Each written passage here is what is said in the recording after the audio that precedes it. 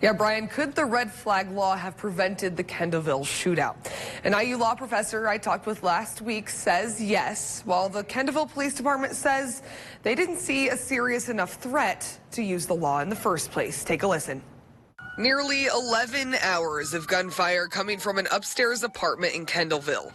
The shooter, 60-year-old Michael Emmons, died by his injuries. For the last 2.5 years, we've had contact with him about 10 times. Kendallville Police Chief Lance Waters says Emmons was a familiar face to them. None of those incidents ever rose to the level of being criminal. 21 Investigates obtained 10 complaints showing Emmons made threats to the community, displayed erratic behavior, trespassed onto school property, and he had weapons. Friday, I talked with a law professor who believes Indiana's red flag law could have prevented the shootout. The law says once a person is deemed dangerous to themselves or others, they cannot possess, own, rent, buy, or sell a firearm. Did you guys ever consider using the red flag law? We never had any indication that Mr. Emmons possessed firearms. Chief Waters says the law was never initiated because they didn't know he had any guns, only other weapons such as a bow and arrow and a knife. In a search warrant, you have to indicate what you're searching for and the area where that item might be located. We can't say because someone has a bow and arrow that they have firearms.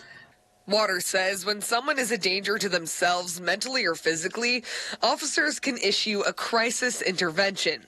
Then they'll be detained and booked into a hospital for 24 hours. Why wasn't that utilized?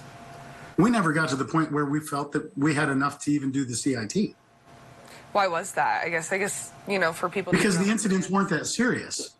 Mr. Emmons was never putting himself or anyone else in danger. The closest we came to it was when he was on school property with a knife. He says the department never saw a legitimate threat with Emmons, only evidence of mental health struggles.